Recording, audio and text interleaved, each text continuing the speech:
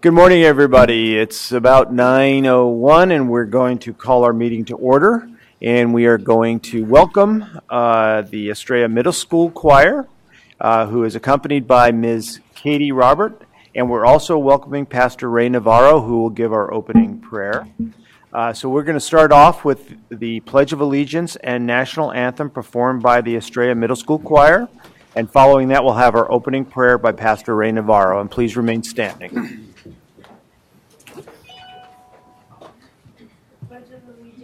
To the flag of the United States of America, and to the republic for which it stands, one nation, under God, indivisible, with liberty and justice for all.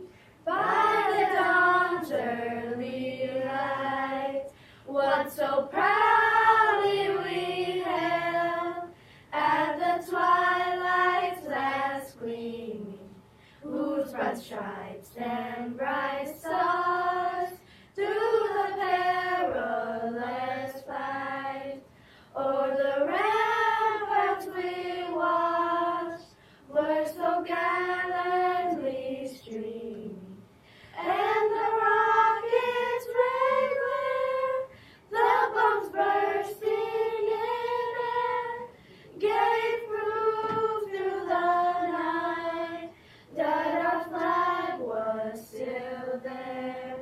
Oh, say does that star-spangled banner yet wave o'er the land of the free and the home of the brave.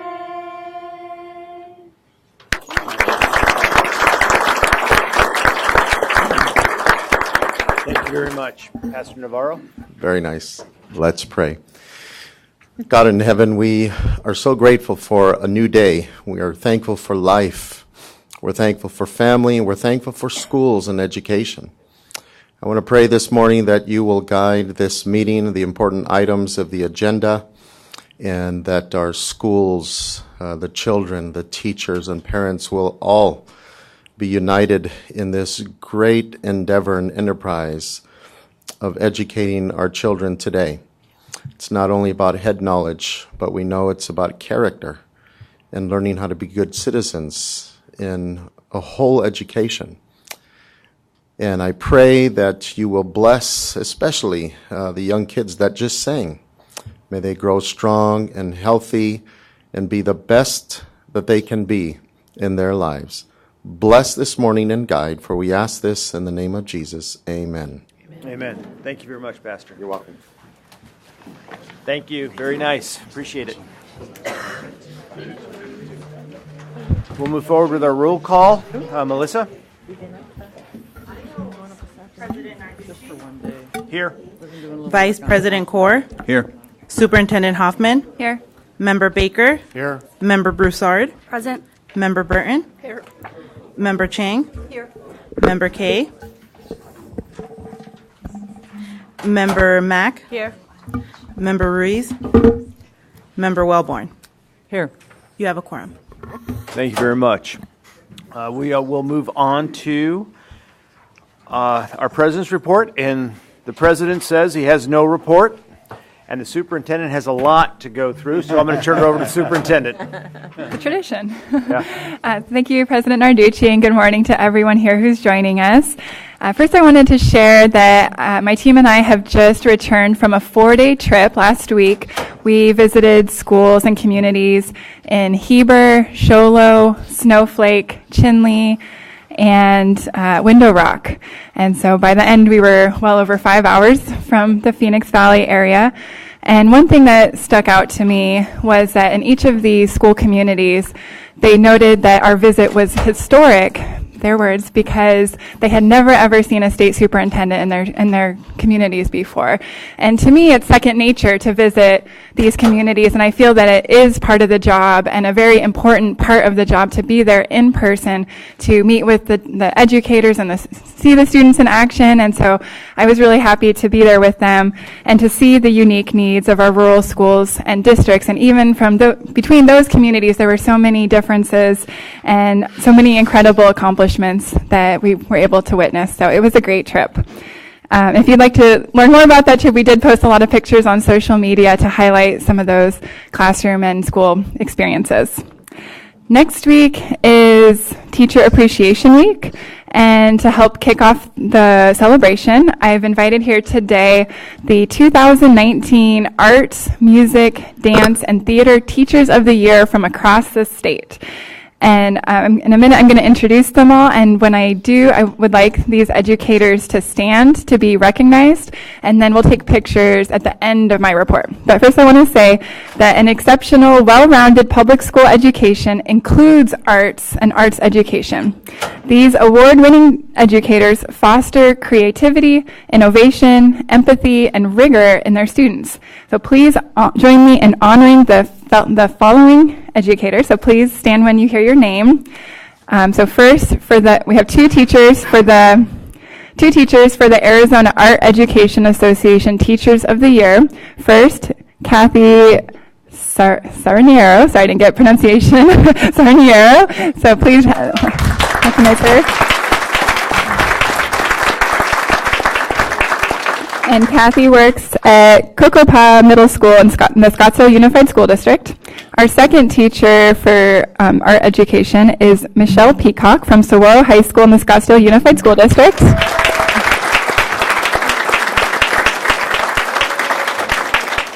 So congratulations to both of our Art Education Association Teachers of the Year.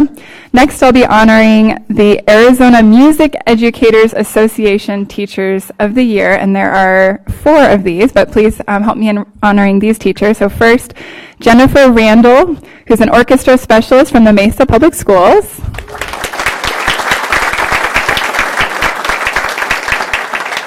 Second is Annika Cotterman, a music teacher from Whipple Ranch Elementary. And I had the pleasure of observing her class last week in Show Low, so thank you for having us. Then John Snyder, a secondary choral festival coordinator from the Mesa Public Schools.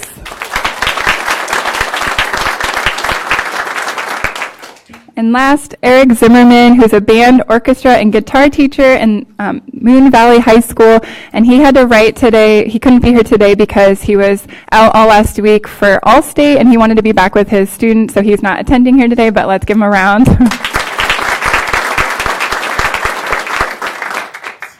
Next is our Arizona Dance Education, which is the Catherine Lindholm Lane Dance Educator of the Year Award, which goes to Tiffany White from Mesquite High School in the Gilbert Public Schools. Congratulations.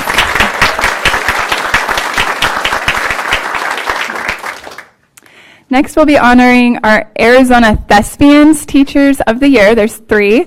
First is Corey Quinn from Central Region in Mountain Point High School.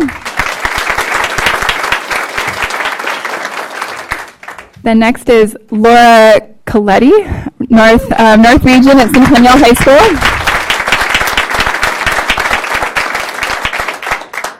And third is Jessica Armistead from the South Region at Cienega High School.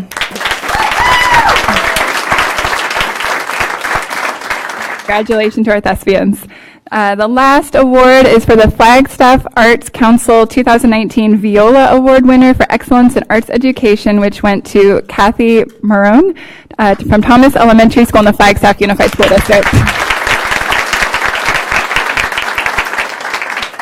So congratulations. I'm going to say a little bit more about arts education, and then we'll take pictures following this report.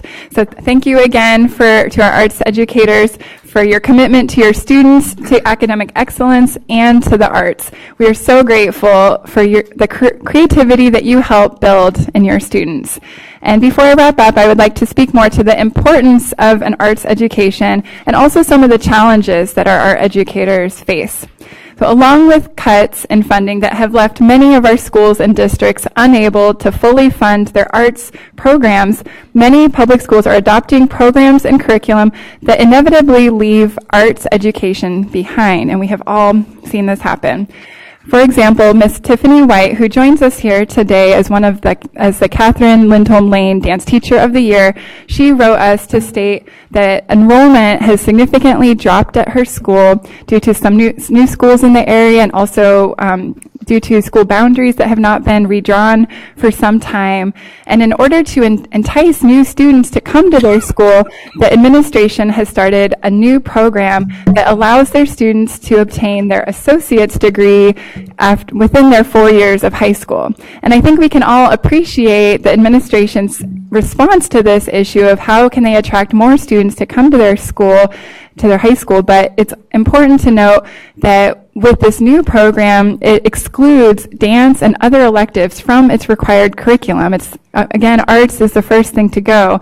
And this has significantly cut down on their enrollment in the school's dance classes.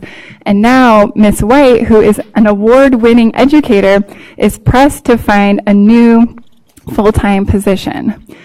Our educators are resilient, and Ms. White said that she decided to pursue a master's in counseling when she saw the future of where arts is going in our state. But she should not have to walk away from the classroom and the profession that she loves, and her students should not have to lose on the opportunity to experience a love of dance from an accomplished and outstanding educator.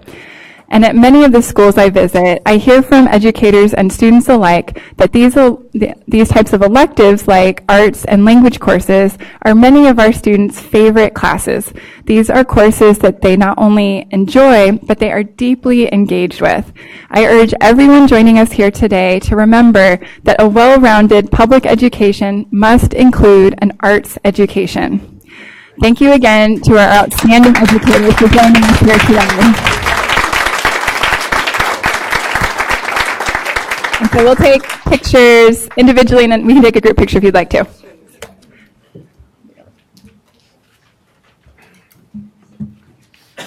And you can hand a phone to me to take pictures.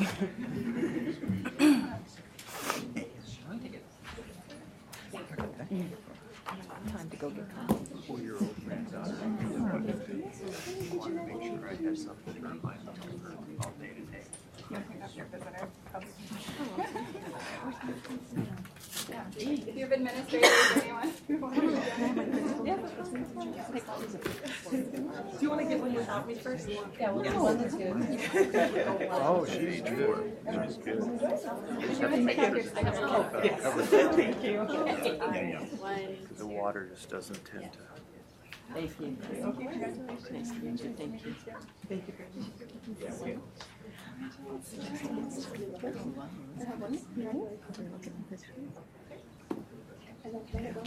My high school teacher came to be my support guest. Oh, nice. Take off your sticker. Take off your sticker. Sitting right next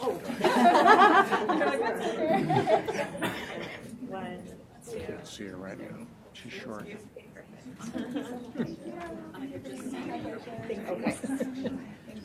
Other kids are all tall.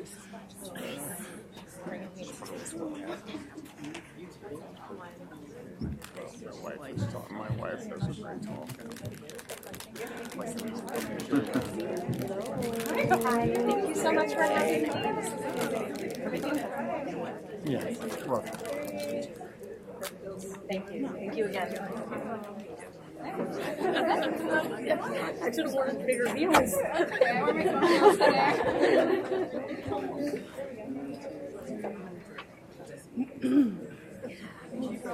There you go.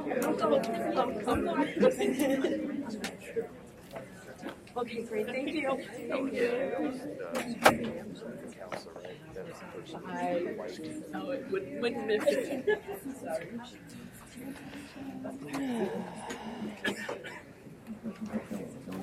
Yeah, I am. Yeah, I can go strong. Then I collapse. It's all right. We're just gonna watch it next time. Do it not over. And I changed myself. That's not. I started taking. I was taking one supplement.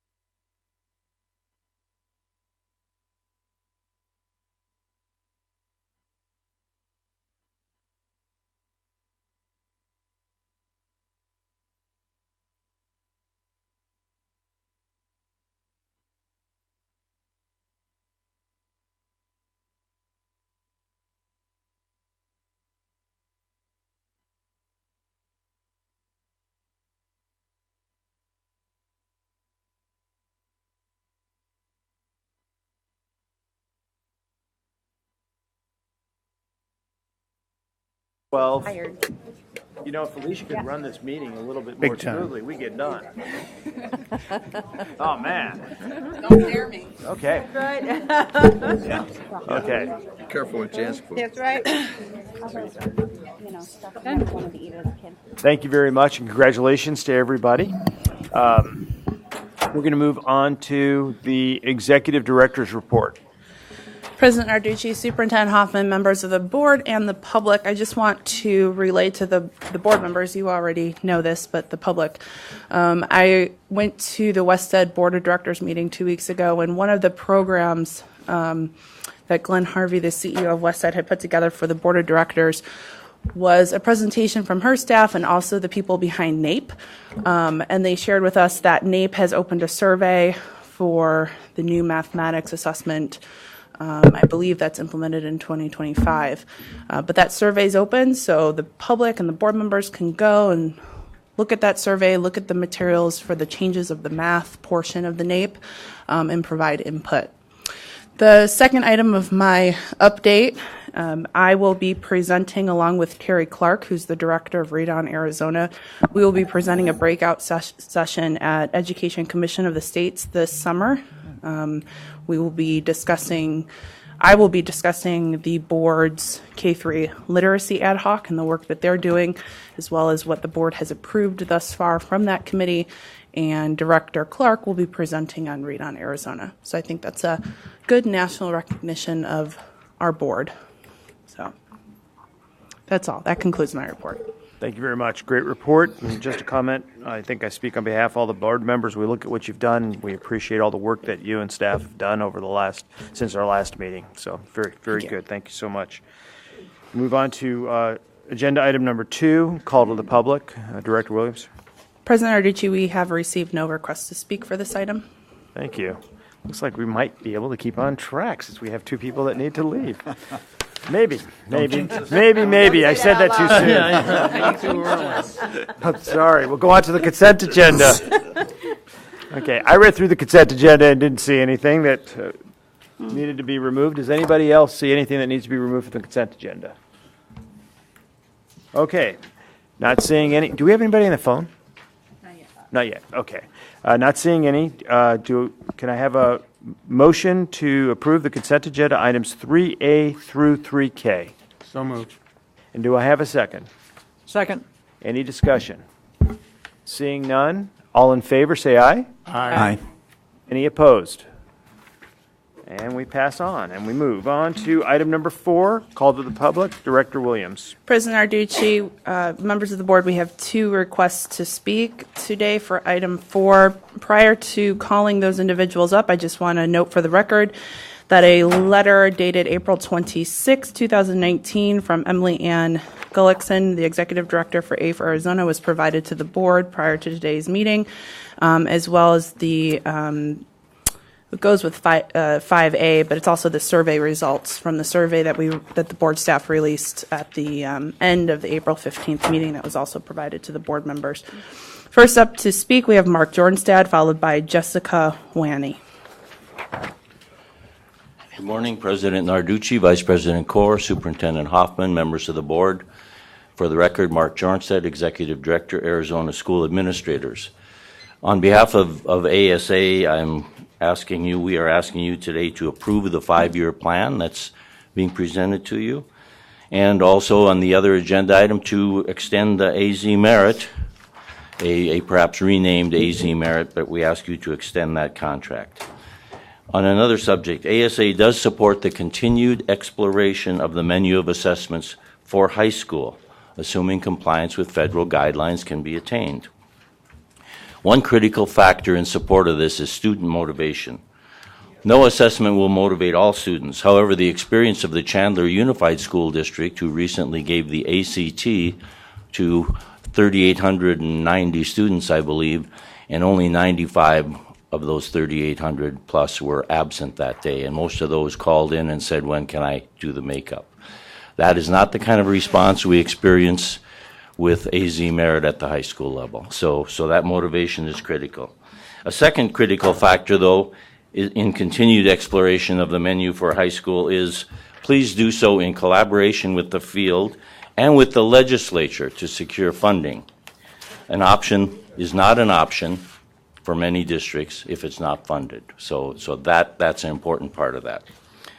Finally, the members of Arizona School Administrators do not advocate for continuing to explore any options for an elementary menu. Developing a high school menu, developing and field testing new assessments, developing revised accountability plans, and concomitant technical rules. These are daunting tasks on a short timeline. The board's experience in meeting timelines and deadlines the last 2 years should prove instructive here. So please accomplish these projects in a timely manner and let go of the concept of a menu of assessments for the elementary schools. We do not support that. Finally, I'd like to say we really appreciate the efforts of Director Williams and Ketcher Baden to hold stakeholder meetings on these issues, and it was further noted with appreciation President Narducci and Member Mack sat in on those stakeholder meetings last week. It shows commitment by the board to this project. So we thank you in advance for your hard work on these coming issues, and we stand ready to collaborate. Next up, we have Jessica Wanny. Wanny. Good morning. Good morning, Superintendent Hoffman. Good morning, members of the board. My name is Jessica Wanny. I am a parent of 2 elementary school students in the Paradise Valley School District. I am also president-elect of the Paradise Valley School District's United Parent Council, which is a 501c3 organization that advocates for students, educates parents, works collaboratively with district stakeholders and other educational organizations. I'm here to speak individually as a parent advocate and not in an official capacity on behalf of the organization. So I'm here today because I'd like to bring your attention to a concern I have regarding the board's 5-year draft assessment plan. While I do applaud the board's due diligence in addressing the U.S. Department of Education's request to demonstrate compliance through its 5-year and 2-year plans, I am concerned about the action item that calls for the board to rename the AZ Merit. The 2-year plan, short plan, specifies, among other things, that the, quote, renamed AZ Merit in elementary school will be status quo with test question development refinement, end quote. Changing the name of AZ Merit while keeping it, quote, status quo, the board's own words, is, I believe, misleading and confusing to both parents and students. Changing the name of the assessment without making any real substantive changes gives parents and students the false impression that the new assessment is different and distinct from the AZ Merit currently administered. So thank you for your time and consideration today. That concludes the call to the public. Thank you. Move on to agenda item number 5, A, Director Williams. President Arducci, Superintendent Hoffman, members of the board, Deputy Director Baden will go through this PowerPoint presentation. PowerPoint presentation is very similar to the one that the board viewed on April 15th. So Deputy Director Baden will touch on the highlighted portions of this plan that has been updated since the 15th of April.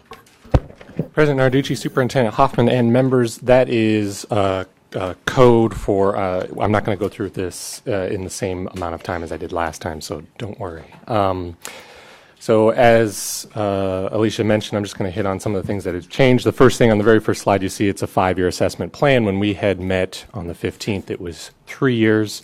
It was astutely pointed out that in our communications initially, we had promised a 5-year plan, and so we wanted to add those 2 years. Again, these slides are the same as what we saw before, the purpose, the values that were guiding these decisions. There was some clarification that we added in response to some feedback on what happened. Again, it didn't change anything substantively, but just wanted to make sure that we were capturing accurately what was in the USED's letter. There was some wordsmithing as part of this, including, for the next 2 years, we added spring 2020 and spring 2021. Again, not substantive, but trying to help encapsulate which years things are happening. Sometimes when we talk about school years, we get lost talking about 2020, 2021, et cetera, so forth. So just trying to clarify some things. There is the substantive change here is before we were still having an open question about which year the renamed AZ Merit would be administered.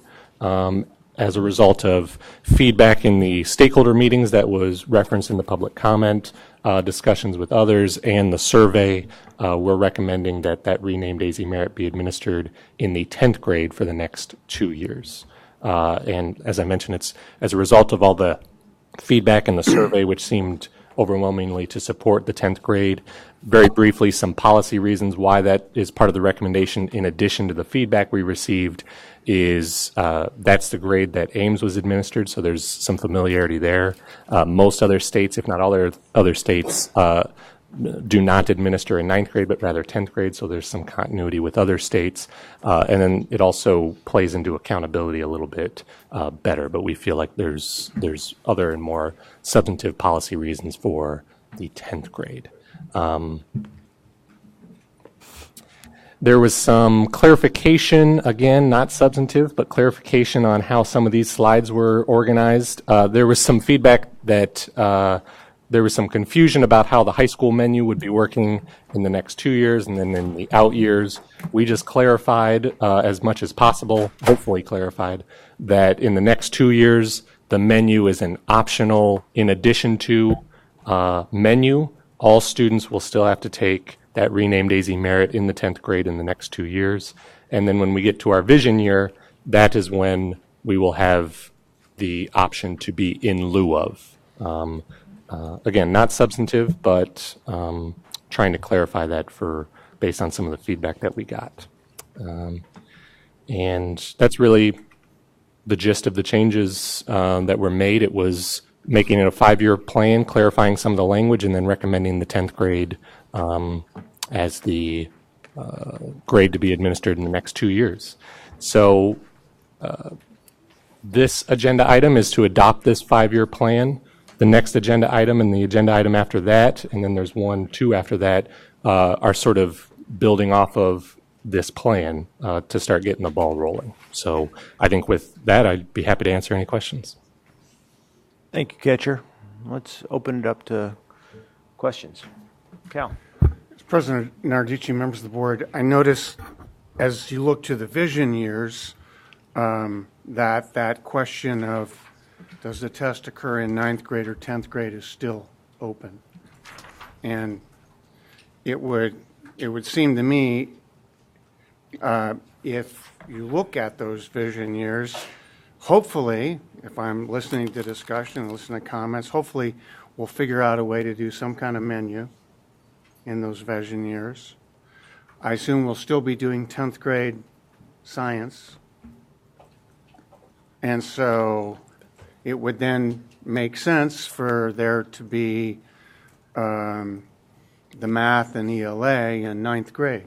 So you'd have something at ninth grade, something at 10th grade, and then something again at 11th grade.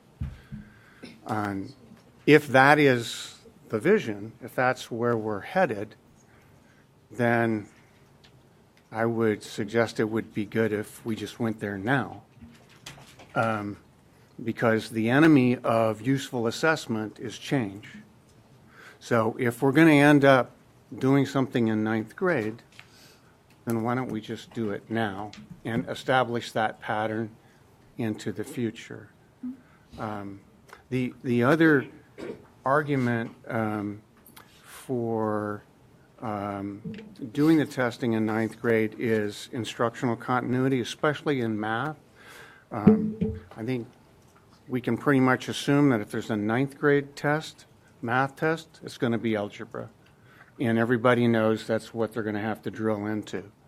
If it's a 10th grade, we don't really know what that content is going to be. It's going to be algebra, probably be a lot of geometry, maybe.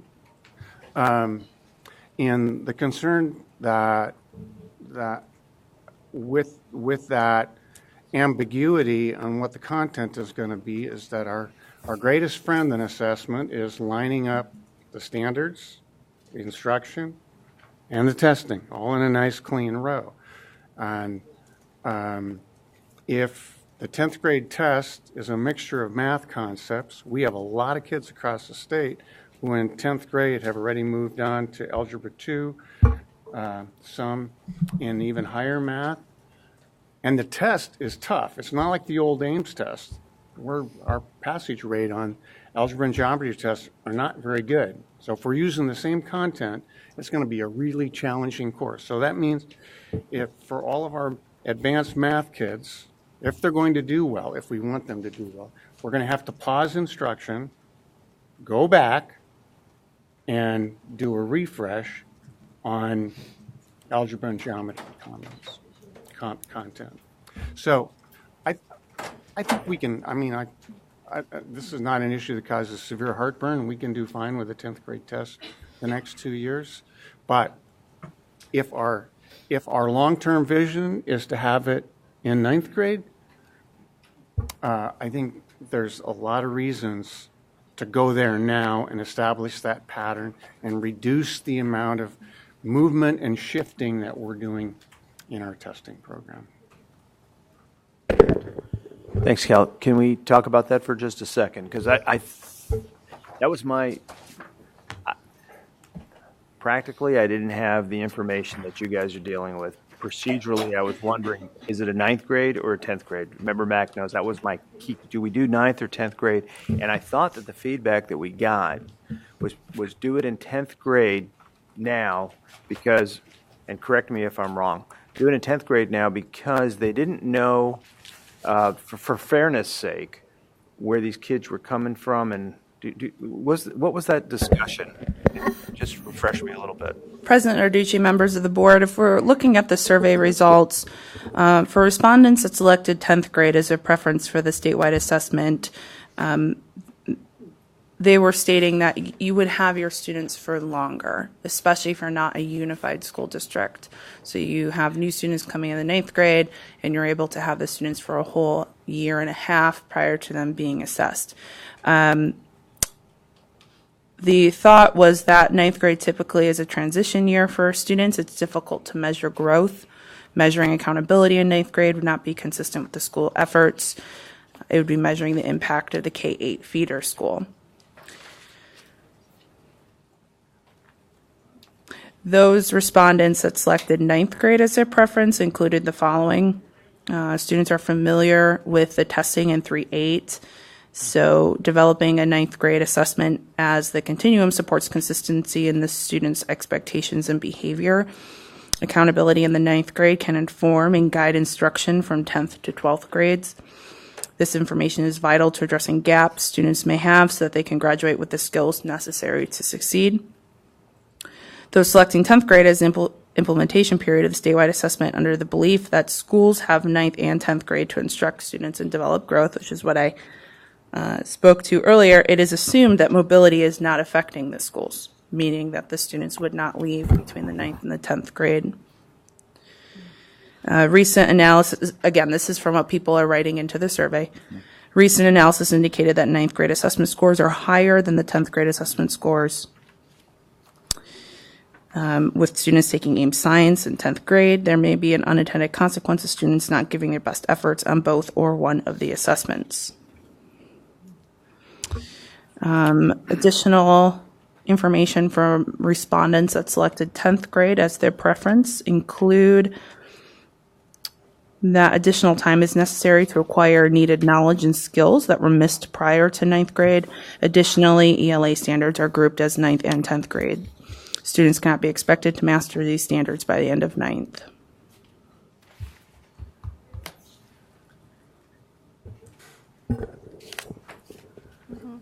That's what I recalled. Yeah. And So when not you- that I'm disagreeing with anything that was said. I just wanted to make sure that we were considering everything. Remember, Mac? Yeah, so I think President Arducci, members of the board, I think one thing is the survey question is what's the preference for the statewide assessment? And I think we might need to do a follow-up to figure out if their response is just for this transition time or from now moving forward into the long-term visioning. And I really think when they've said 9th or 10th grade, with, like Member Baker said, I think we need to be thinking long-term, and so that inconsistency I see is in the long-term, where the national recognized college entrance exam is then administered in 9th and 11th grade, and then if we're just doing the next 2 years in 10th grade, that might be an issue, but I understand from further conversations that the ACT Inspire could be given in 10th grade. Is that right? President Arducci, Member Mack, not to mention vendors, but it's my understanding that both those vendors can be administered in either one of those grades, even as early as 8th grade. However, they would recommend 10th. President Arducci, members of the board, I think probably the most compelling reason to go with 10th grade is with non-unified school districts who are getting their students fresh. But I would suggest that, again, if that 9th grade math test is algebra, that's what's going to be taught to most of the kids is algebra, and they'll have that time to take care of that. And the critical issue is where are we headed in the future, and what's our plan 3, 4, and 5 years from now? Because if we're pretty confident our plan 3, 4, and 5 years from now is going to include testing at doing the state test at the 9th grade level, then we might as well just get it over with. I think one other point that's important to understand is that when we were doing AIMS, the AIMS test score was by far the most dominant issue in determination of the grade. We have, as we've worked with this system and developed the system, we have put a lot of weight into other factors. So the state test, so to speak, is a much smaller piece of the total grade than when the AIMS test was being given. So there's an opportunity for schools to pick up a lot of points with college and career readiness, with graduation rates, with ELL. It's not, all the eggs aren't in the one basket. President Narducci and members, just to earlier to Member Mack's point, the question on the survey specifically was, for the next 2 years, do you prefer the statewide high school assessment to be administered in 9th grade? So aligned to 9th grade standards or 10th grade aligned it. So there was specificity for that piece being in the next 2 years. And then Member Baker made an earlier point about when AIM Science was going to be administered, and that's a change with the most recent contract extension from a year ago, that in the out year, AIM Science is going to be administered in grades 5, 8, and 11. So the grade is shifting in high school. By the time we are implementing these changes in ELA and math, there will be a shift in the AIM Science as well. So I just wanted to follow up on those two. Thank you, Catcher. Comments from other, or questions from other board members? President Arducci, members, I just have one more comment. If we were to go with 10th grade for the summative I think it's still good to do algebra as the main content, but then maybe add some geometry, but with an algebra lens. And that is how math is really looked at as well across domains, is really that integration piece. So maybe heavy algebra emphasis, but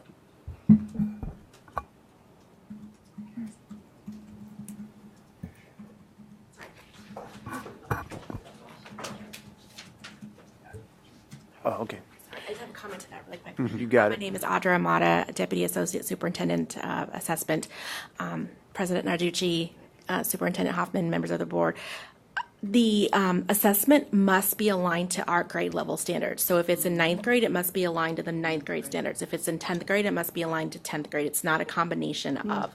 So I think that's really important to understand, which adds a little bit of confusion because our standards were developed based on courses, but it's still the content within that grade level of standards that we will build our assessment and must align to.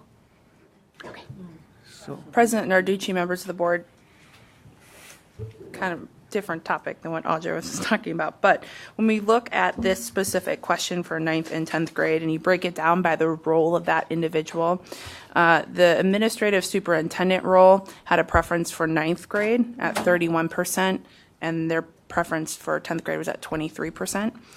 Principals held the greatest percentage over 10th grade at 39.31%. 9th grade preference was 28%. Teachers had a preference for 9th grade at 32.56%, and 10th grade preference is at 28.62. So when you look at this, you can see that if you were in a superintendent role or if you were in a teacher role, you had a 9th grade preference. If you were in a principal role, you had a preference for 10th grade. They're pretty close. Okay, with that said. And they're all pretty close. So there's two-year transition at 10th, right? And then we have a vision that that will be worked on. And the two-year at 10th grade is a no harm, no foul, and it's fair, correct? Is what I heard from the stakeholders. President Narducci, members of the board, board staff is recommending the 10th grade based upon the survey results and the information we heard from our 2 meetings we had with field individuals the afternoon of our April 15th meeting. If the board decides that they would rather give a 9th grade assessment, as Member Baker and Member Mack have been discussing, the board can decide that. Thank you. President. Superintendent. President Narducci, members of the board, I was wondering, Katja, if you could put up on the screen for the sake of transparency the feedback received from the survey, because I think that's what many of us are probably looking at, or at least I was that one. So if you could just review that for the audience, that would be. I think not everybody's seen that, and it's very helpful. And President Narducci, Superintendent Hoffman, that is posted on Simply. Right. No, but I mean just people here today who might not have their laptops open. President Narducci? Yes. So the survey was specifically to the next 2 years. It wasn't looking beyond, as Member Mack, and I think that needs to be taken into consideration. I have a question for the Deputy Superintendent. So if it's at 10th grade, based on what you said, does that mean that the math test is then primarily geometry?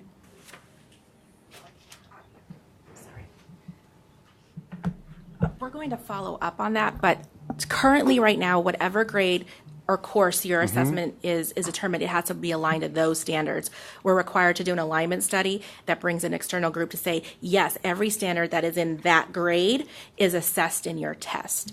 But we're going to check on that to see if there's a possibility to do a 9th, 10th grade at the end of 10th grade.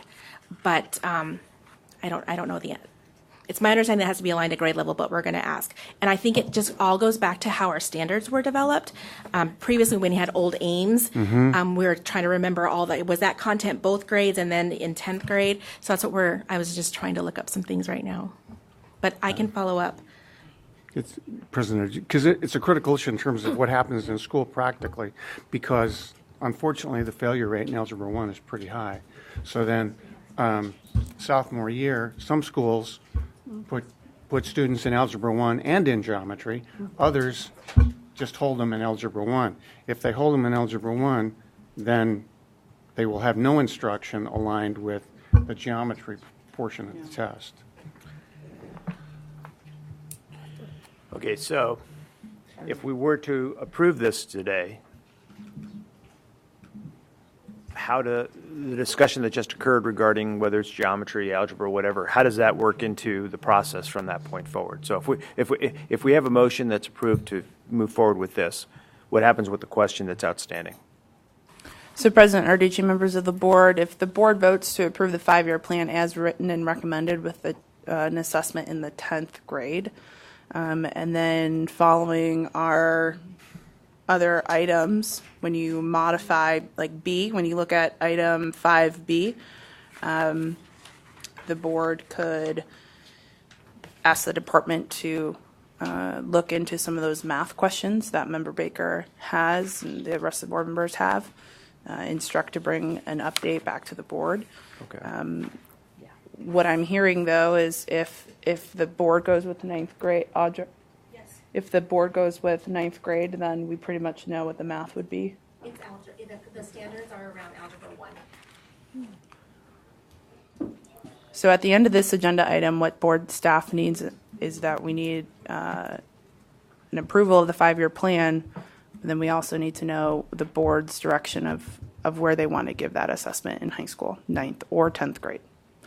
So in front of you, you have 9th grade. If you choose 9th grade.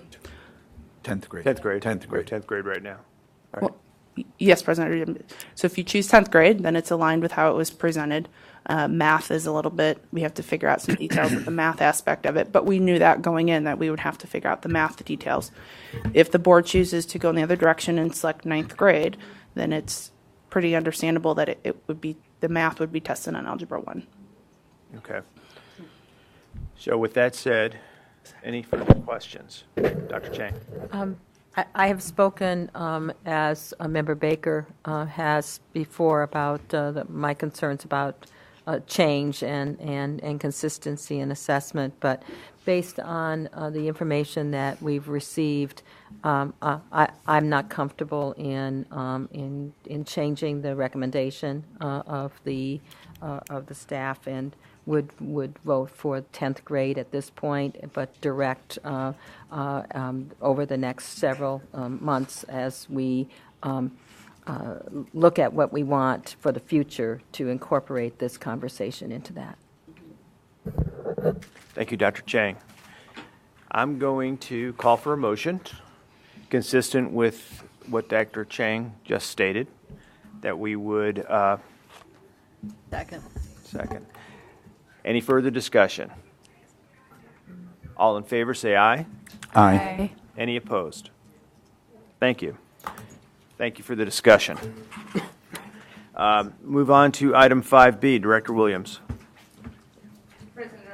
Superintendent Hoffman, members of the board, item 5B is to extend and modify the statewide assessment in English language, arts, and mathematics, currently referred to as AZ Merit. This item, if the board wishes to...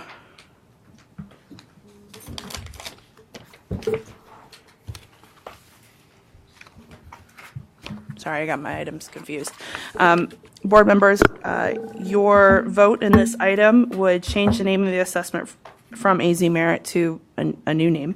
De-scope the high school end of course assessments to a single assessment in the grade designated by the board, which you just voted for 10th grade, and resume test item development and refinement. All of these recommendations would be pending JLBC review. Okay, so how does this agenda item change at all in light of what we've just discussed in A? And President Narducci, no, it does not. Okay, thank you. So let's have any discussion regarding 5B. No discussion. So do I have a motion to extend and modify the statewide assessment contract in English language arts and mathematics as outlined in the presentation pending JLBC review? So moved. Superintendent, do I have a second? Second. Any further discussion? All in favor, say aye. Aye. Aye. All opposed? Move on, thank you. 5C, Director Williams. President Arducci, members of the board, 5C is a presentation, discussion, and possible action regarding the request for proposals for menu of assessments and decline to make awards in grades 3A and close the solicitation. I will recommend to the board that if the board likes to discuss this item, it will need to be discussed in executive session. Otherwise, the board can just take to a motion. Board members, anybody want to discuss it? So we move to executive. Nothing to my left. Nothing to my right. All right. Do I have a motion to decline to make awards for the request for proposals for the menu of assessments in grades 3 through 8 and close the solicitation? So moved. Second. Okay. So we got the first and the second. We got it going here. All right. Any further discussion? All in favor? Aye. Aye. All opposed? None. Thank you. 5D, and this item is for information only, and I'm going to ask Ketcher. President Narducci, Superintendent Hoffman, and members, 5D, as you mentioned, is information only as a result of the menu of assessments in high school for the next 2 years being an optional choice pursuant to the plan. There are a few items that the board may want to revisit. The current policies and procedures and technical guidance were crafted when those assessments were going to be used in lieu of the statewide assessment. So we wanted to make sure that we were as close as we could be compliant with state and federal law.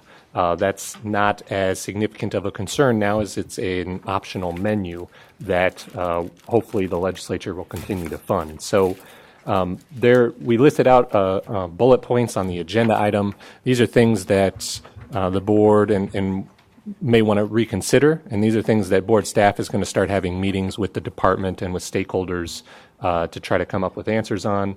The notification deadline last year, we required LEAs to notify us by July 1 of which assessment they wanted to use. Part of that was for planning fiscally, but also planning on our side for accountability and assessment. Do we need that same amount of time? That's something we'll revisit. We had also gone with a school-by-school option because we felt that's what the statute might have intended. That statute has since been changed, but also federally it's supposed to be LEA-based, but we're not using this for the same purposes that the feds intended. But again, maybe we want to keep LEAs on the familiarity of doing LEA-based, so that way when we actually offer menu in 3 years instead of the statewide assessment, they're used to doing that. So that's kind of the balance that we're going to try to strike when we have these meetings. We certainly want to open up access to those optional assessments on the menu, so we don't want to be too constrictive in whatever our policies and procedures or technical guidance is, but at the same time we want to help ramp LEAs up to the menu of assessments in high school that'll be available in 3 years. So we just wanted to sort of put these things out here. These are things that we're going to discuss, and especially also this will be tied into accountability discussions as those assessments become more in use, and if the state's paying for them, how does that tie into things like the CCRI? So I am happy to answer any questions or if there's any input now, but like I said, staff's going to try to pull some people together and start formulating recommendations for the board to consider at the May meeting. And there's no action requested now. Thank you, Ketcher. Questions or discussion for Ketcher or in regard to this at all? Seeing none. Oh, wait, we do. President Narducci, members of the board. So what's our best estimate or guess on these assessments being fully funded by the state? President Narducci and Member Baker, it's a great question. It's one we've been working with the department staff on. And trying to work with the legislature, at least initially. The department's still coming up with more official estimate. Right now, we sort of have back-of-the-envelope calculations. The hope is that by de-scoping in high school, we can save some money for the state, and then those savings will help pay for at least mostly, if not even fully, assessments off the menu. Again, that's sort of our back-of-the-envelope calculations, and it's also dependent on the legislature, actually using those savings for assessments on the menu. It's probably within their jurisdiction to just take those savings if they wanted to. So we're having those discussions, and based on some of our discussions with the legislative committee, that's something that we've been directed to, try to help facilitate at the legislature. President Narducci, members of the board, I don't know what the correct forum is, but I do believe it's important that a statement be made by the board that we too value the option of the menu of assessments or providing a menu of assessments, but in order for that to work practically, it must be funded by the state. It cannot be a local funding issue. Great comment, so noted. Yes. Okay. So noted. With asterisk and exclamation point. Yes. President Narducci, Member Baker, it's in all caps on my notes. Very good. Thank you. Thank you. Member Mack. President Narducci, members of the board, I'm wondering, could you clarify on the technical assistance document on the reverse side, the administering in lieu of AIM Science and where that stands with our Yes. new Yep. science standards? So this is, I'm sorry, Member Mack, which number? It's on the number 12 through Okay. 14. Yes, so this is one of those items that we'll have to revisit. So, previously, this school year, we had allowed ACT to be used in lieu of AZ Merit, but also AIM Science. ACT and any other assessment on the menu will not be able to be used in lieu of any statewide assessment. So something like number 12 will most likely be completely stricken. I doubt that we'll need a lot of stakeholder input. We'll probably just consult and confirm with ADE from a compliance federally. But yeah, that's an item that we will have to most likely strike altogether. Thank you. Any other comments or questions? Thank you, Ketcher. We'll move on to item 5E. Director Williams. President Narducci, members of the board, item 5D is the update, nope. E. 5E. Sorry. Computer stuff. Oh, computers. I was just going to say computer stuff. Yeah. Computer science. I didn't know what you Yeah. said. Item 5E is an update on rulemaking procedures for R7-2-615 regarding a computer science endorsement. Do any of the members of the board have any comments or questions in regard to this update? Okay. Thank you. We'll move on to, was there any comments? I didn't see any.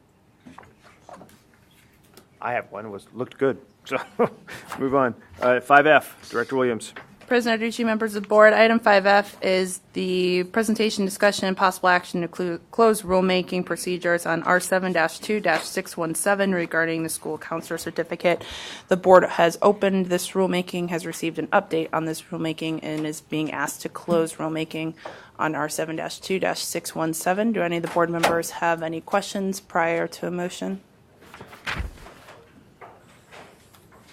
Everybody read it. I think it was pretty consistent with where we had the discussion for almost 6, 7, 8 months now. Yeah. Seeing no questions or discussion, do I have a motion to close rulemaking in R7-2-617 regarding the school counselor certificate? So moved. Member Burt moved. Do I have a second? Second. Second by Cal. Any further discussion or questions? President Narducci. Yes. I just want to thank the Certification Advisory Committee for the hard work and thought that they put into the process of reviewing these. I was a member of that committee, and I know that it's a tedious project. I just want to thank them for their hard work. Thank you, Jill. We have a first and a second. All in favor, say aye. Aye. Aye. Any opposed? Seeing none, we move on. At item G, we're going to be discussing litigation, pending litigation. So do I have a motion to enter executive session? So moved. Do I have a second? Second. Do I have one? All in favor? Oh, President Wait. Narducci, you have to specify, in the motion, it has to specify why. Do I have a motion to enter executive session on this item to consult with the board's, I guess the next page say lawyer, attorneys, in order to instruct the attorneys in pending litigation? Do I have said motion? Yes. And So moved. So moved by Jill. Do I have a second? All in favor, say aye. Aye. Any opposed? If we need to take a restroom break, go ahead and do that. So we'll go into 5 minutes, okay? I need a restroom. Okay. If you have 5 minutes.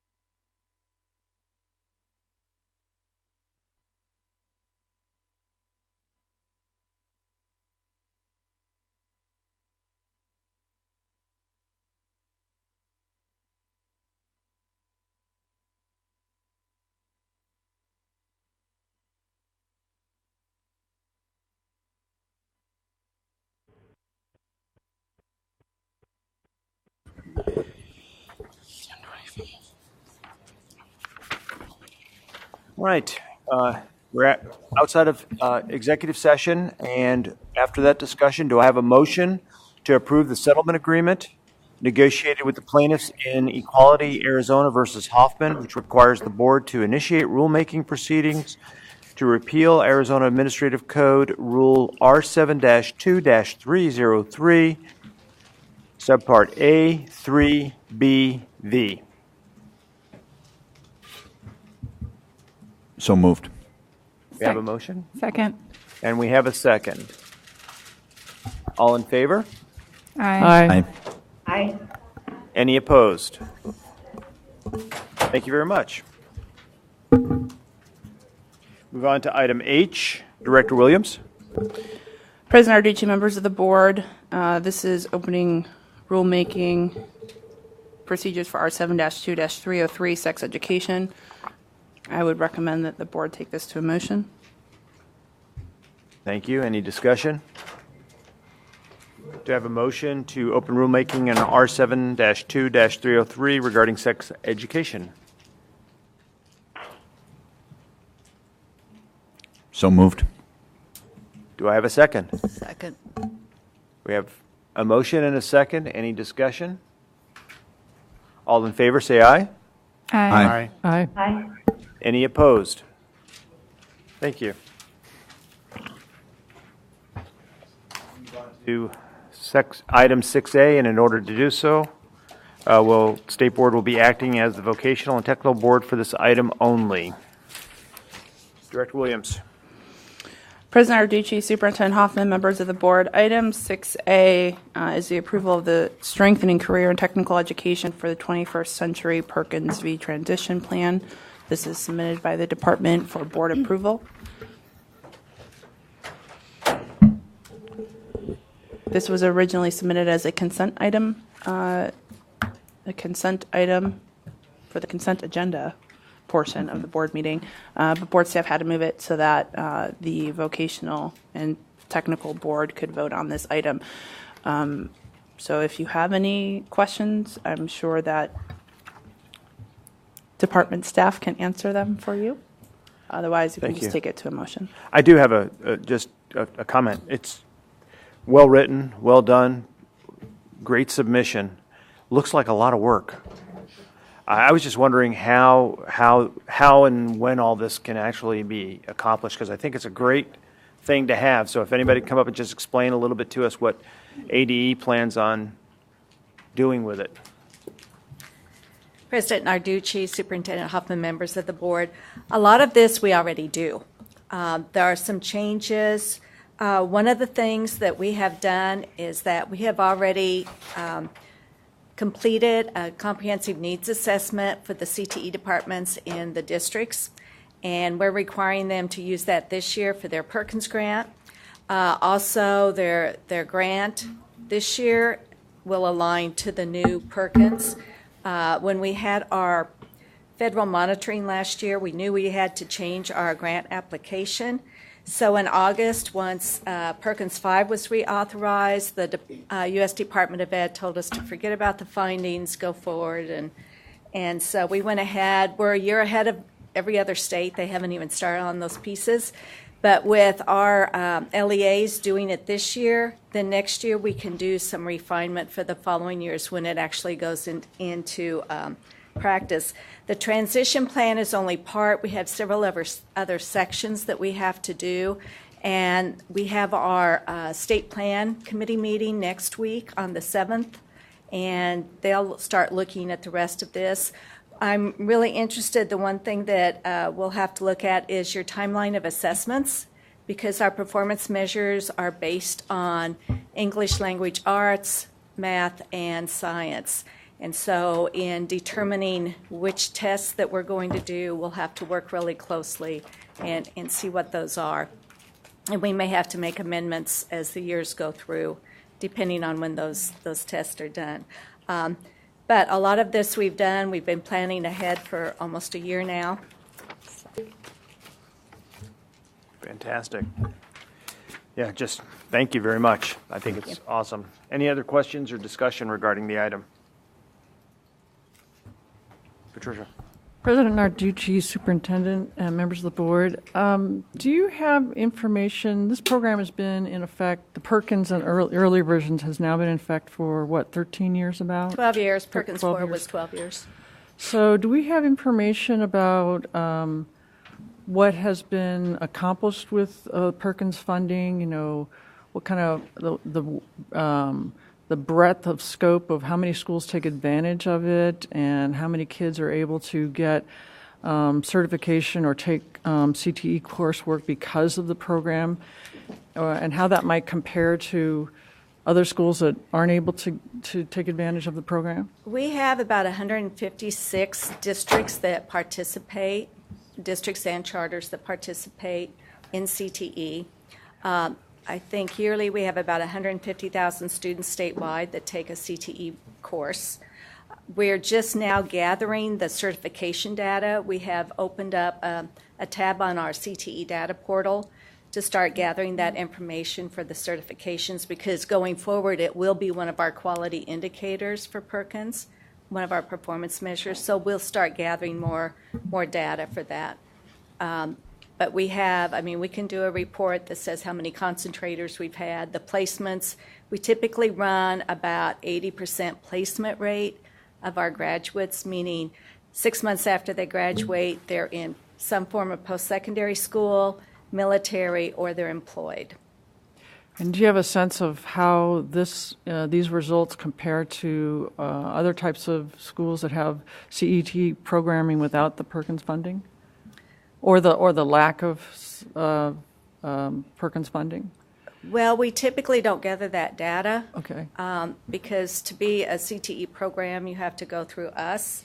We do have some school districts that waive their Perkins funding because they're so small. Right. And right. then we are working with charters to get those that have CTE, we're working with them to get them to be approved programs. Right. So we don't have that data. And am I correct in understanding the concept of having a consortium was intended to try and get some of these smaller districts to collaborate together on CT? Is that what a consortium is? Well, the consortium is really set up through the law. There's two types, but the main one is the smaller districts that go together if they're below a certain amount of allocation, and they work together so they don't each have to do an individual plan. And we do have some districts that waive that funding. Mm-hmm. We don't have very many of those, though. And then the consortium grants are another piece that is going away because the way that we're shifting our funding into more innovative grants. And as you said before, a lot of the smaller schools and districts don't participate, and I'm assuming that's... No, not a lot of them, a few.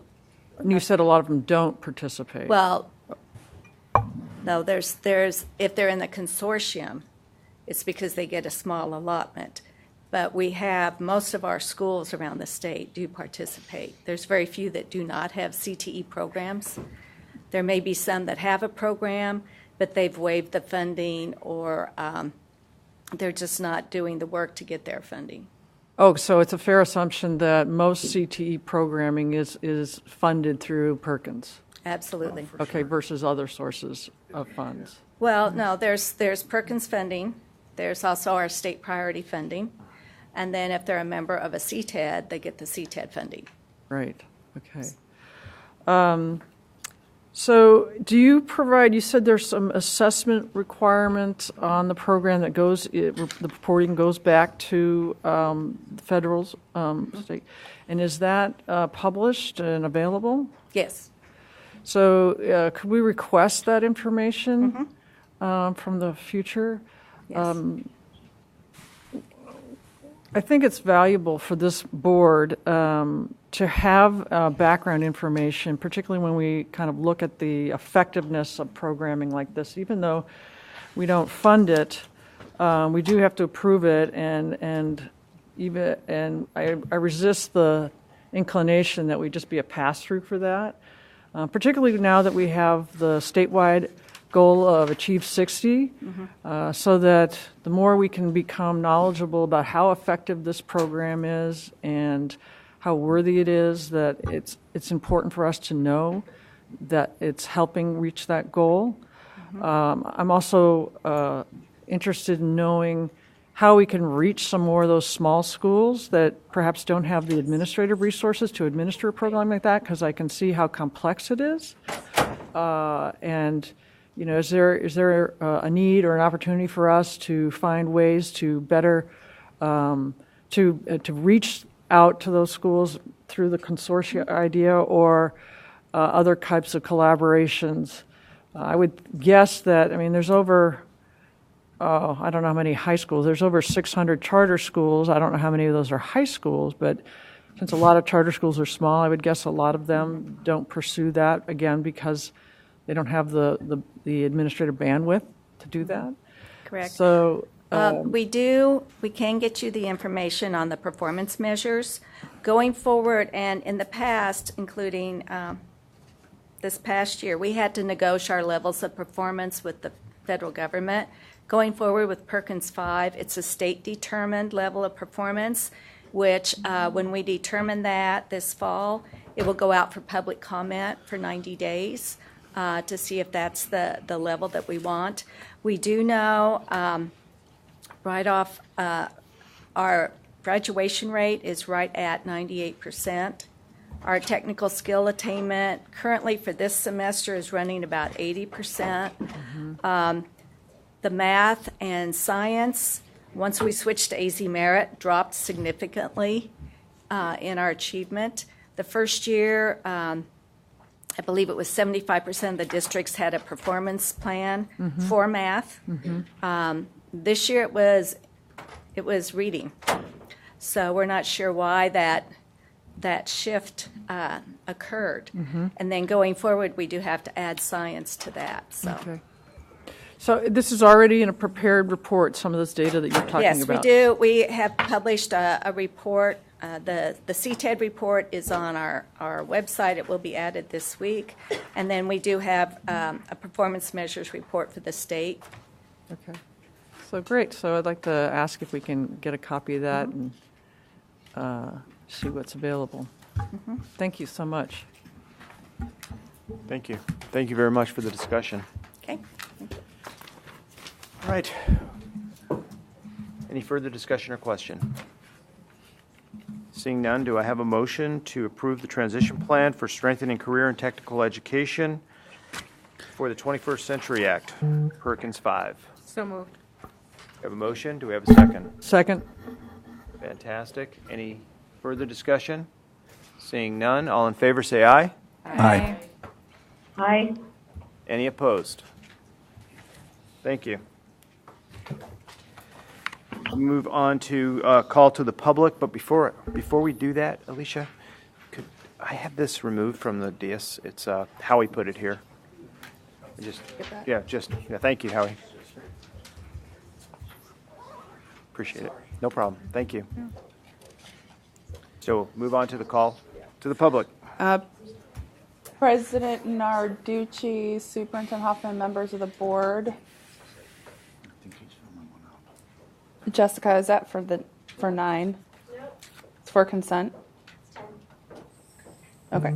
We do not have any calls to the public for this agenda item. Thank you. We'll move on to the consent agenda for enforcement actions. They are 8A, 1 through 5. Everybody have a chance to review those? Do I have a motion to approve the consent agenda items 8A, 1 through 5? So moved.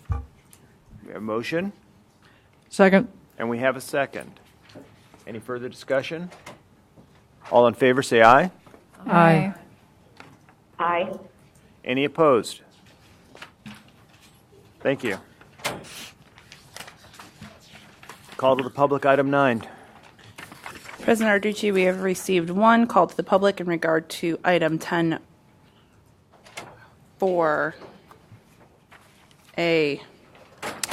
David Derrickson.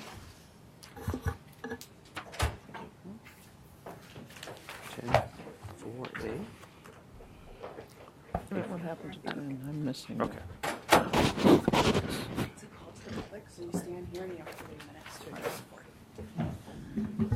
My name is David Derrickson. I represent Dorothy Lucas. I am here in support of the consent agreement that was met, which was put together by the Board of Education and Ms. Lucas. If you have any questions, I'm here to answer them. That's all I have to say. Thank you. Thank you. President Arducci, that concludes the call to the public for item number 9. Okay. So now we'll move on to item 10, which is general session for certification enforcement actions. If possible, if you've read these, we can group them together and entertain a motion on items 10A 1 through 5. Do I have a motion to approve items 10A 1 through 5 as recommended? So moved. I'll I second. have a motion and a second. Cal's the motion, Jill's the second. Any further discussion? All in favor, say aye. Aye. Aye. Any opposed? None. Thank you. Item 10B.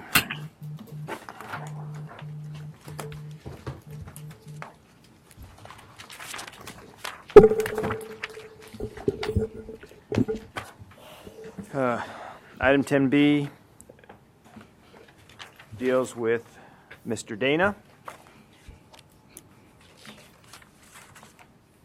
Do I have a motion to adopt the findings of fact, conclusions of law, and the recommendation of the PPAC and suspend the teaching certificates of Robert Dana for a period of 3 years, with the condition that Mr. Dana also take board-approved ethics course concerning boundary issues between students and teachers before reinstatement, and that all states and territories be so notified?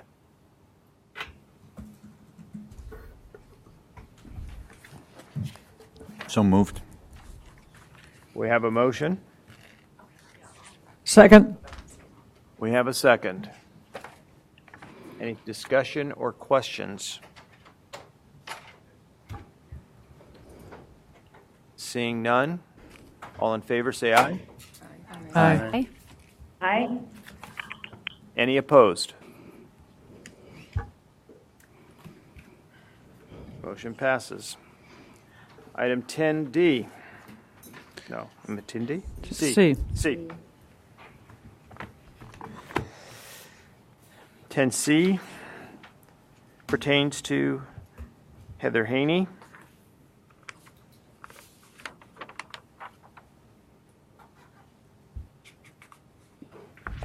Are there any questions regarding Heather Haney? President Narducci, Cal. members of the board, I'm going to support the PPAC on this as I did on the one before, but if I have to ask that acid question of would I want my child or my grandchild in this person's classroom, I wince pretty strongly. I just want to state that in terms of future PPAC actions.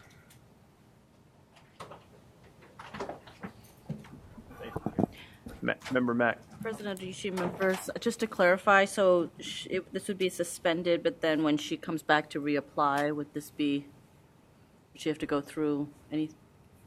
President Arducci, member Mack, yes, she would still be flagged if she came back to reapply, and she most likely would still have to go back through PPAC with the board's. It would be the board's jurisdiction to either grant or deny an application after that 3-year suspension.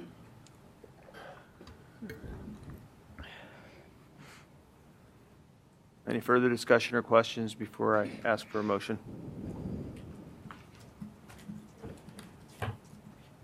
Seeing none, do I have a motion to adopt the findings of fact, conclusions of law, and the recommendation of the PPAC and suspend the teaching certificates of Heather Haney for a period of 3 years, and that all states and territories be so notified? So moved. Second. We have a motion and a second. Any further discussion? Seeing none, all in favor say aye. Aye. Aye. Any opposed? Motion passes. 10D.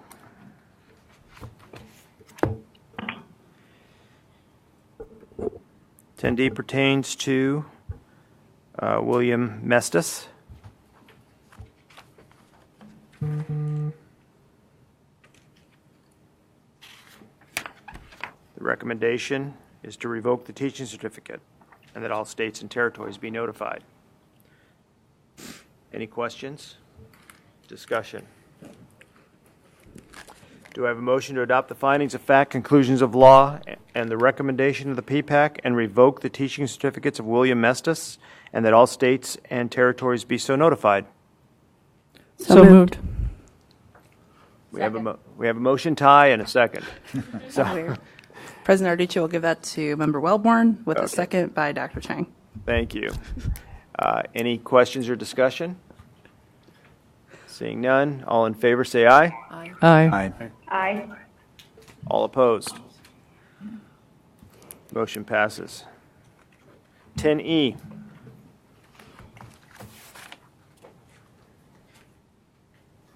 Pertains to Mr. Salcido.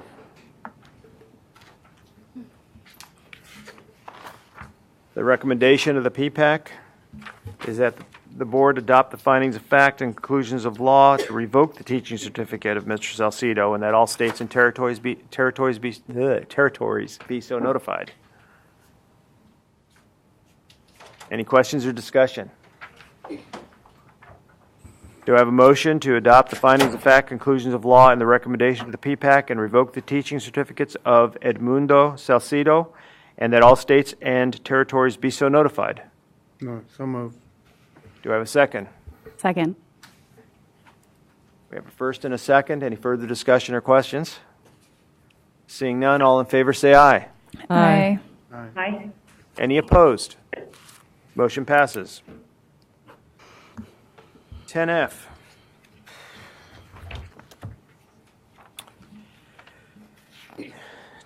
Pertains to Holly Jovela.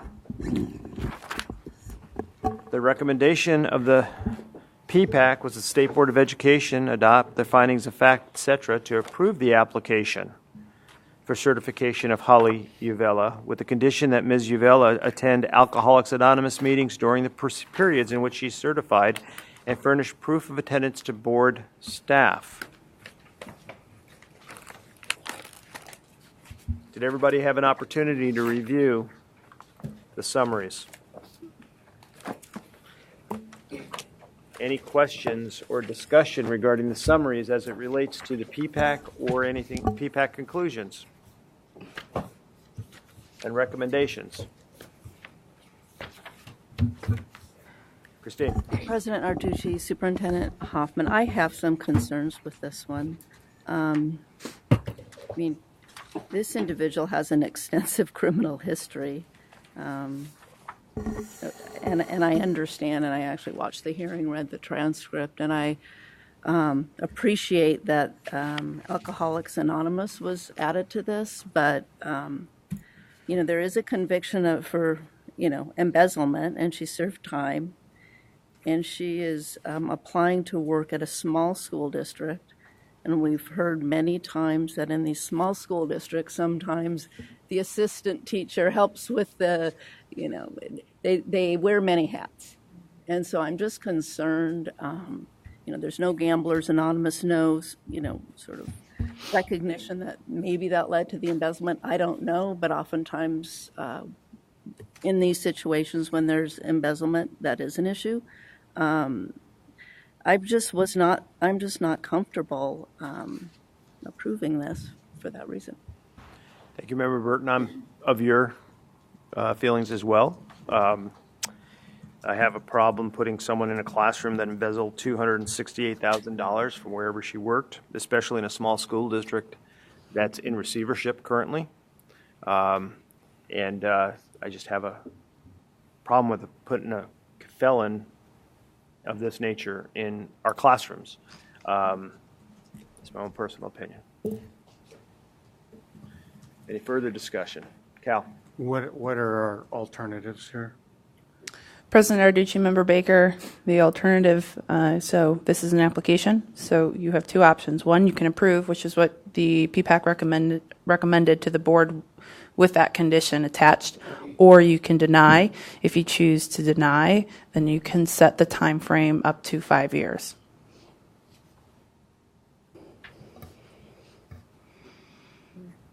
Alicia, could you repeat that one more time?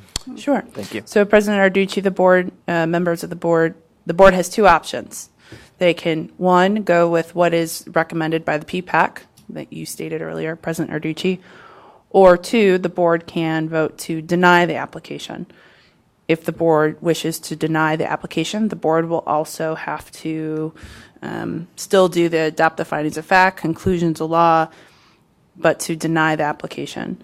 And then you would have to state the time frame in which you choose to deny it, up to 5 years. Okay, and the question for, go ahead, Superintendent. I think we're going to say the same thing. Maybe. The president and members of the board. I didn't get a chance to watch the PPAC video for this, so I am curious, since she's been working for the Cedar Unified School District for this past school year as a health aide, working with preschool children with special needs. I'm just curious, in the video, was there anybody from the district vouching for her at PPAC? Because she's been working for the school district for this school year, so I'm just curious if there was... Kathleen Harrington for the Attorney General's office. No one appeared for the school district, although this is a temporary substitute credential. So they have, there was a kind of implicit, I think, understanding at the PPAC that there were no other folks available to perform those jobs, which may or may not be a good reason to grant an application. And the concern that, we did also express was that she should not be handling money. And President Arducci, Superintendent Hoffman, this individual is applying for this individual is applying for emergency substitute certificate, which does need to be signed off by the superintendent of that school district. So if you look on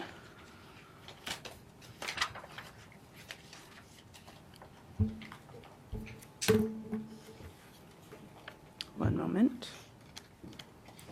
I believe Exhibit 1 is her application. That's on page 41 of your packet.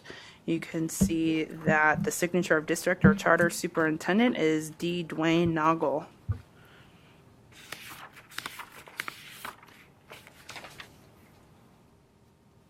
Excuse me. Bless you. And it's only valid for 1 year. And am I correct in remembering that you said no one from the school district showed up? No one appeared at the hearing is correct. Okay. Certainly, though, the application was submitted on behalf of the district, and there was also a letter of recommendation that was submitted as part of Ms. Uvella's application. And just as a further question, and I might just be forgetting that I read this already, what was I know you stated that they said that there was no one else available for this job up there to have a substitute certificate.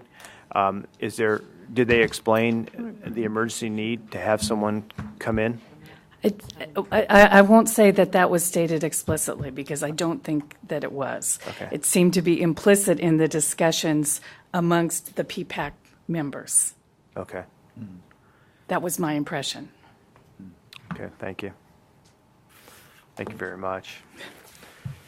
Cal? Just to clarify again, so if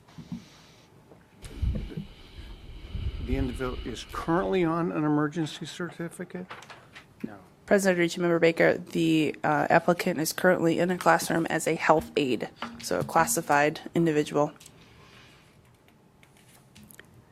President Narducci, Bill? members of the board. So when I look at this, I agree with all of the comments that are happening right now.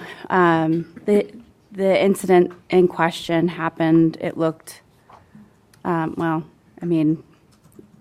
was the drinking and then the embezzlement in 2008 to 2010.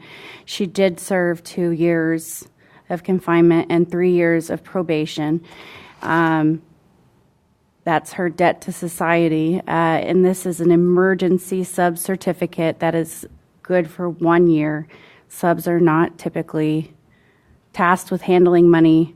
It's a small district, and the recommendation came from the superintendent, who has been working with this individual as a para. And for those reasons, I'm comfortable with supporting the recommendation from the PPAC. Thank you. I agree, and it's I find these more difficult than just about anything else we do on this board, because the PPAC was there, they had the conversations, they were able to I guess interact with this person in a way that we can't and won't. Not to diminish the concerns stated by Member Burton and yourself, but I think I would be comfortable moving forward with approval. Thank you. With that said, you okay? Yep. All right. With the discussion that is had, do I have a motion to adopt the findings of fact, conclusions of law, and the recommendation of the PPAC, and approve the application for certification of Holly Uvella, with the condition that Ms. Uvella attend Alcoholics Anonymous meetings during the periods in which she's certified, and furnish proof of attendance to board staff? So moved. Second. We have a motion and a second. Any further discussion or comment? Seeing none. Oh, Cal?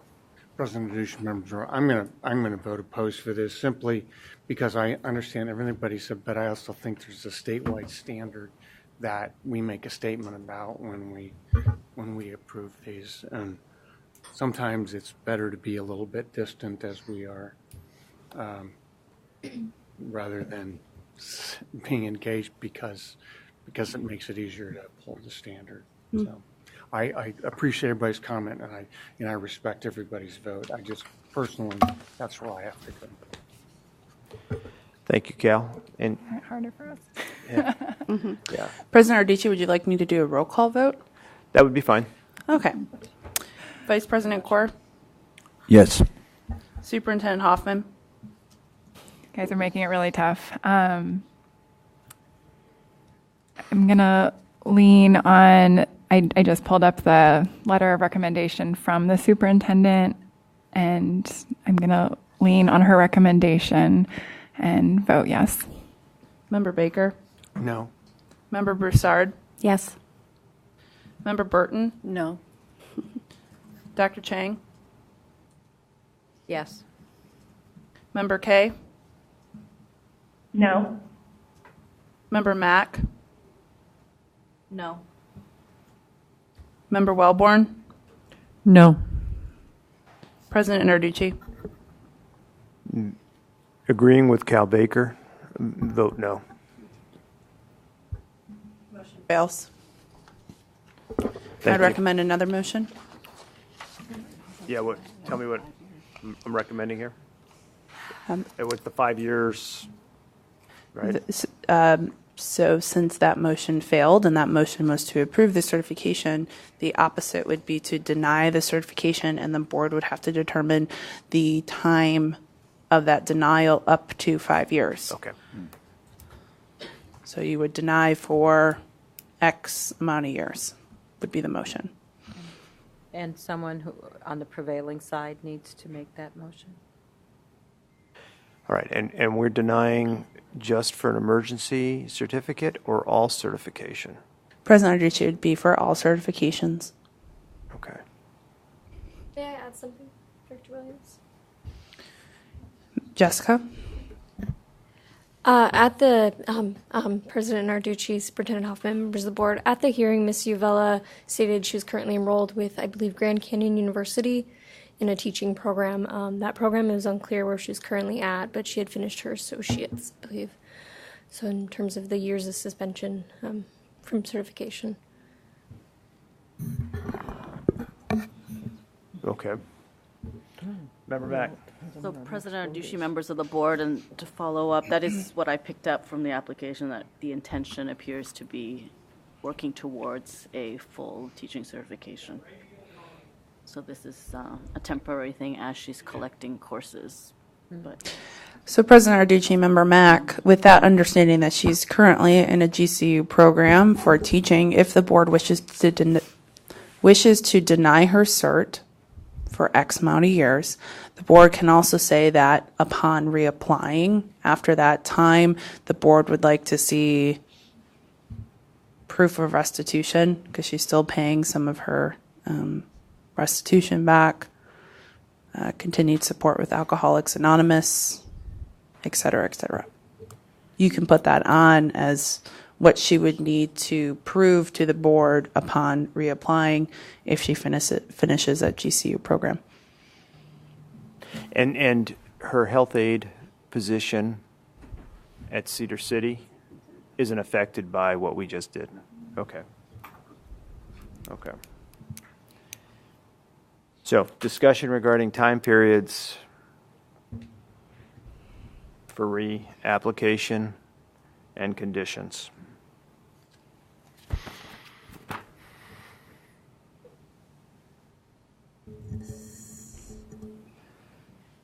Two, 3 years? President Narducci, that it's Doesn't change. going to the standard that Yeah. was expressed earlier that you just sort of referenced, just 3 years, somewhat arbitrary, but And assuming that a GCU is a 4-year program, I think, 3 or 4 year program. Yeah, assuming that she doesn't already have her associates, it could be shorter. President Arducci, I don't believe she does. I believe She only she's had 20 hours. she's just Oh, yeah, applying that's with right. the high Yeah, school. Okay. So, 3 years. 3 years is a, go ahead, Member Mack. President Arducci, members, and I would say restitution and the Alcoholics Anonymous ongoing. Somebody The mentioned other gamblers thing. Well, President Narducci, Superintendent Hoffman, when the issue of gambling came up, I mean, she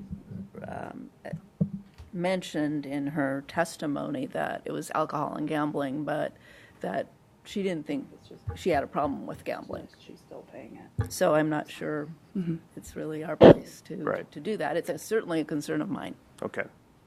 Okay. So I have 3 years. When we said restitution, are we talking about full restitution or are we talking, okay. Continued. A pattern of. Okay. Paying. Intent. Yeah. Yeah, it's going to take a long time. to President pay back Arducci, members, and I don't know, we've done this with other cases where we recommend that they do follow up with board-approved training in professional ethical conduct. So I don't know if that's a possibility. But she's not certified, so I believe it's a different category. It's completely President separate. Arducci, Member Mack, I would not recommend enforcing a condition that the individual would have to do a board ethics program if the board's going to deny the application. When she goes to apply, and if she meets all of the conditions that you put forth today to reapply, then the board can make that decision to say, and also take. Okay, so I have three points that we'll include in the motion. One is, well, actually 4 points, that we would adopt the findings of facts, et cetera, that we would suspend, tell me about the 3, what are we doing with the 3 years? So the motion would read, to adopt the findings of fact, conclusions of law, and deny the application for certification of Holly Uvella for a period of Okay. 3 years. 3 years. And that we would also include, with the condition yeah, that prior to reapplication,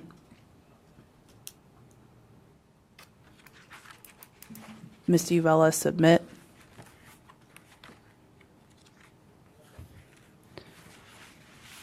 to board staff documentation on ongoing restitution,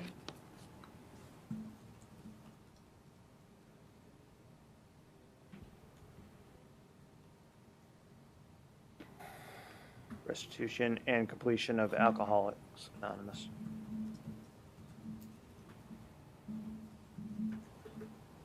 Okay, let me try this. President Narducci, I don't think it's completion, it's continued participation. I Okay. don't know that you ever Not Okay. completion. complete Alcoholics Anonymous. Okay, that's right. Okay. Continued regular participation. Okay, let me try this if I can read my chicken scratch. Okay, do I have a motion to adopt the findings of fact and conclusions of law of the PPAC and deny the application of Holly Uvella with a condition for 3 years, with a condition that prior to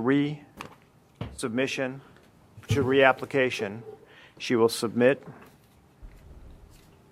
to who? Submit documentation to thank board you. staff. Submit documentation to board staff of ongoing and continued restitution, as well as regular participation in Alcoholics Anonymous. Do I have a motion to that effect? So moved. I have a motion by Cal. Do I have a second? Second. I have a second. Any further questions or discussion? Seeing none, all in favor say aye. Aye. Aye. Any opposed? Motion passes. Thank you, everybody. It was a good discussion. We will move on to, we had at 10? Where are we at, 11? Yes. Thank you. Summary of current events, future meeting dates, and items for future agendas. Do you have any? Director Williams? I have one.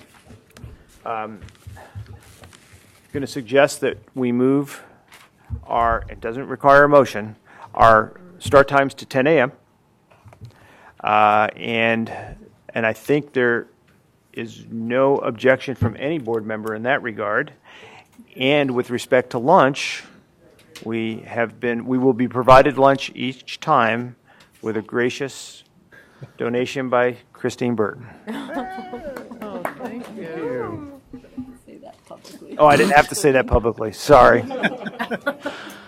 Sorry. Okay, it's from Luke Narducci. I'll take the credit. Better decision making. I'll take the credit. Yes. Tired or hungry. Exactly. Nicely. Anything further? Thank you. That's great. We are adjourned. Thank you. Nicely done. Everyone else has left the call.